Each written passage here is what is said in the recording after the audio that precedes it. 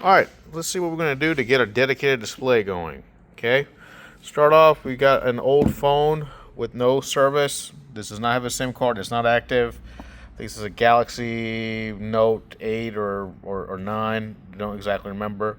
All we need to have is a GPS, and as long as I have GPS and Bluetooth, it's good. Old phone wasn't worth trading in. I think they were. You can probably get these used for $50, or you can find a cheap phone as long as it has GPS and Bluetooth, which almost every phone has.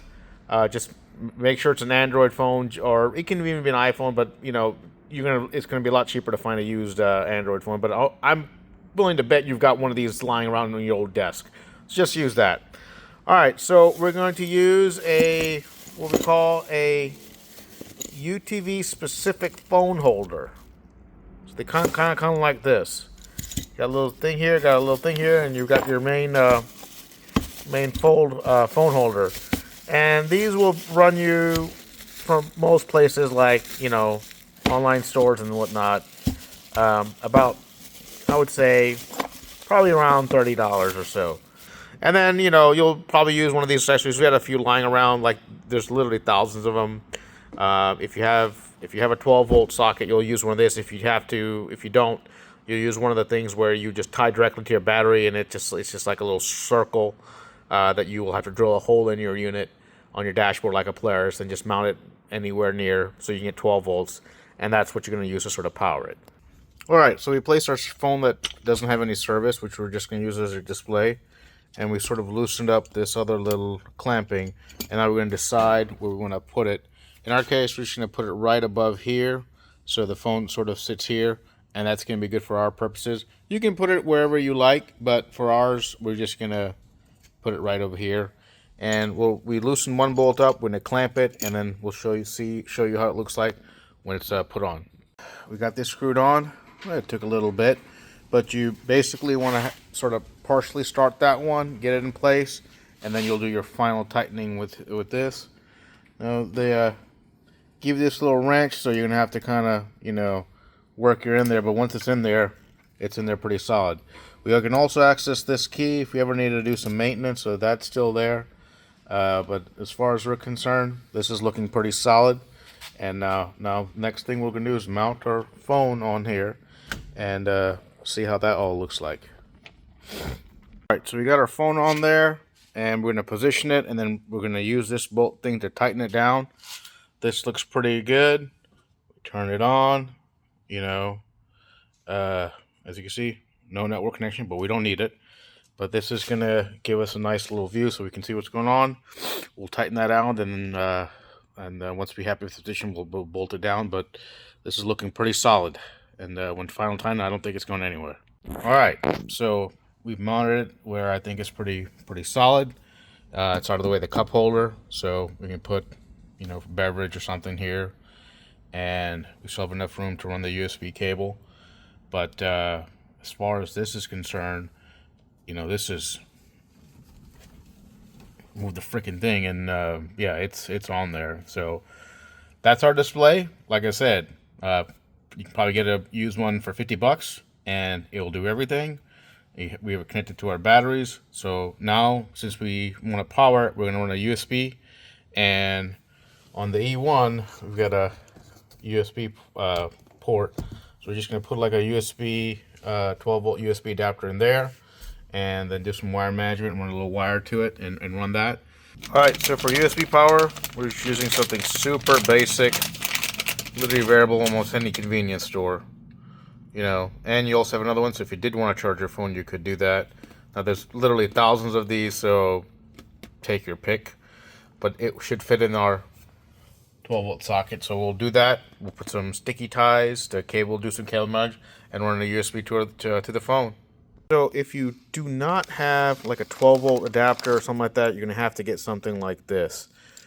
This is basically a little device that can provide you with a USB port, and you do need to connect it and have it connect to a DC input. Now this one is actually rated from 10 to 60 volts, so you can actually tap to your main bank and get it. But you're gonna have to run some wires and you're probably gonna have to drill a hole and put this little template. So it's a little more involved, but you know, basically you're gonna have to get a little hole saw. Even though this is the E1, if this was like the Polaris unit, you'd have to get like a little hole saw, drill it somewhere in your dashboard, put this in there, and that will provide you with the power that you need in order to run your device. All right, maybe a little hard to see, but we actually ended up using about 5, I think actually 6 of these little wire keeps, and we put it here, and there we have it. But it's out the way. It's not going to interfere with any of our switches. The top of the dash is clear, so I'm sure there's better ways of wire management. I also put one over here, and it's plugged in. And now we can get a charger on our device. We can line it up. And as far as this is concerned, this is it. So let's see kind of how it is driving around to see if we can get some information, because the one thing, as you know, the fuel gauge is not accurate, so we have to rely on the fuel gauge on the device. But I think other than that, this is pretty much done. The app ready now. Let's actually first tell you the first thing you're going to want to do. So since it's powered on the whole time, we're going to go to our Tools tab in Multi-View, and we want to go down and we want to go to the pull request. Now, by default, it's 3 seconds, so it means it updates every 3 seconds. We want to change that to 1 second and then hit update. And when we hit update on 1 second, what that's going to do is it's going to get updates from the battery every second. So if we go back and click on our Home tab, you will see the little green icon. That should reflect now every second, and that basically tells you that you get updates every second. So if you go to our dashboard, you can get faster updates. So that's going to help us get some faster updates. So now let's set everything up and see how it goes. So we set up our phone. GPS is showing a green, so we got a good GPS lock. Let's compare the speedo and the amp meter on the E1 versus what we see on our phone. Now, if you don't have an E1, you have a Polaris, the phone's going to be your main way of accessing. But since we got power now, you can just run it the whole time. So let's see.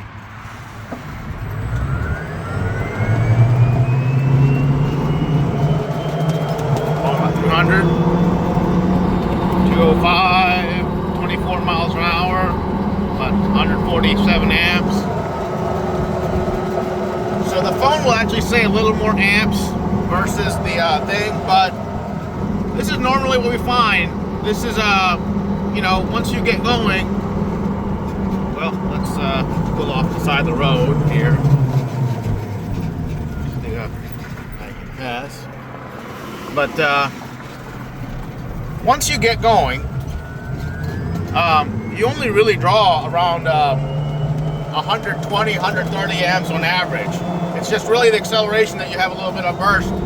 But as you start tapering off, for the most part, you're going to be between 120 to 140 amps on average on paved roads. But our phone is saying 25, 26 miles per hour. The E1 is maybe saying 28 miles an hour, so maybe the speedo on the E1 is a little higher. I would probably trust the phone more, you know, but it's all relative. However, based on our research, most of the vehicles like these are generally rated to only 25 miles an hour. But, so there you go. Onboard display that you can use, and it will give you good, you know, good GPS signal, and you can, you know, won't have to spend a lot of money. I think the whole thing, like I said, maybe $100 bucks. So hope that helps. And if you have any other questions, just reach out to us. Thank you. So we're basically set up, and before we launch the SFK app, just want to remind you, since this is a phone and most phones have a camera, you could kind of, you know, have a dash cam going. So as you drive around, you could record stuff. So yeah, there you go. TikTok video format. So how about that? But anyway, we're gonna launch the SFK app, and well, then we'll get to business and see what all this is about. Other cool things that you could do, since the device I'm filming actually has a network connection, you see we've hotspotted it to here, but now you can use it as an onboard GPS. Or if you've got to work, if you're using your own phone, then you got your onboard GPS, and you can see what is going on. And man, I really like this mount. It is just solid. But you can get directions and drive around, and that's not something you have in the U1. So yeah, just more stuff that you can do, and use phones or that you have in the drawer, like everyone has lying on. Well, you get a new one for like some basic phone with GPS and Wi-Fi for like $50, and that's all you really need. This is actually running Android 10, and I think we're all the way up to Android 14, so it doesn't have to be anything new. Something 3, 4, 5 years old should work perfectly fine.